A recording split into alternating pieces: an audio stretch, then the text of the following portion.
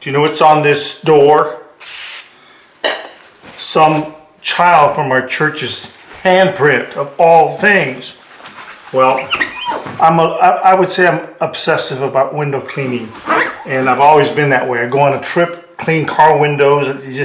I just love clean windows. But there was a handprint, and I took a picture of it because I just wanted to show you a handprint. It's so fun when the children come over here. The first thing they do, and I'm going to show you what it is that they do because it's instinctive in children. So they came to the house, they ring the doorbell, I answer the door, and then the children come in. They kind of stay right here in the foyer for just a moment or two, and then they wander back through the house, living room, next to the kitchen, and guess what? You see there? That's a window. And they go right to that window, and then down below there's a little sill right there. And they stand on it, and you guessed it. Immediately, they put their hands against the glass, and they look outside. And they do that without even thinking of all the nerve. Do you know why they do that? That's the subject of this devotion. They do it because they're innocent, and they have no knowledge of an adult having to clean those smudged up fingerprints that are left on the window when they leave. And they don't even think about it. They're just so tender and so innocent. They're going, ooh, look at the backyard. I want to go outside and play. Well, I was the kind of dad that when my children left fingerprints on glass, I used to feel compelled to constantly be cleaning the glass. And it's crazy, I know it is. I like just doing those kind of things, keeping a clean window. But now in my old age, it must come with being 70. I'm so different. Now when I see those precious little fingerprints on the glass, I don't clean them right away. I think of the child and its innocence and why those prints are there. Something that's on the other side that they enjoy looking at. It's kind of corny. It just comes with old age, but I think differently now. I love the innocence of children, and those fingerprints remind me of innocence. In fact, I'm going to do some editing here and edit in some scenes during this holiday Christmas season of children at church singing, my grandchildren maybe opening a present or doing something, and I'm going to put them all together and kind of show you the innocence of children and looking at their faces and the preciousness that God has put in children. In just a moment, we're going to go into the church and we're going to record our youth who've been practicing for Christmas a song.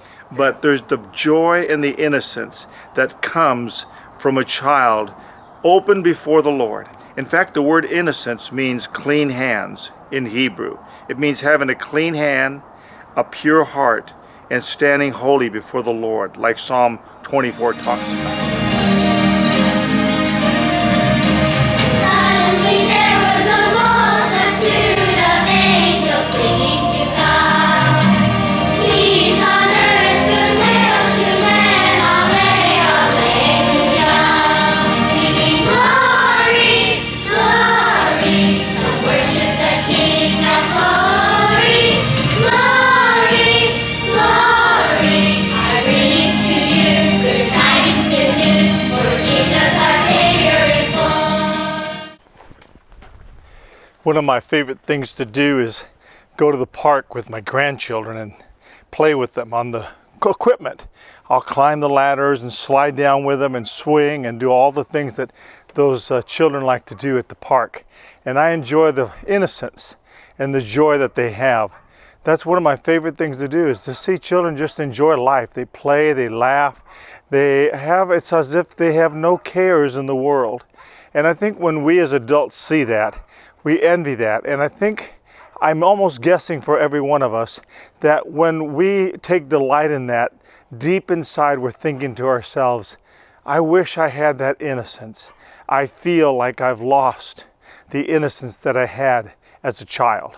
And we have, in a sense, because we've brushed ourselves against this world, the flesh and the devil. Those things war against us. But the beautiful thing is if we go to Jesus and confess to Him our sorrows for our sins and ask Him to forgive us, not just once, but we can do this on a regular basis, confessing to Him. Once we've become Christians and received Him and have been forgiven, we do an onward cleansing by going to Him, and He restores that innocence. As far as God's concerned, it says that He sees us as innocent children. He desires us to be as children. He says, as far as the east is from the west, so He has removed our transgressions from us. So God is for us, not against us. And He sees us as innocent children. It's hard for us to imagine that, but that's the way He chooses to see us, because He sees Jesus in us, and He sees us covered by His sacrificial blood and atonement. And so I want you to take delight in the fact that, yes, when you're seeing children, picture yourself as God seeing you in that same light. He sees you as tender and innocent, and He loves you as you love those children. And that to me is a joy and a delight, and one of the blessings that come from being a born-again Christian and having received Christ. I leave you with these words to pause and ponder.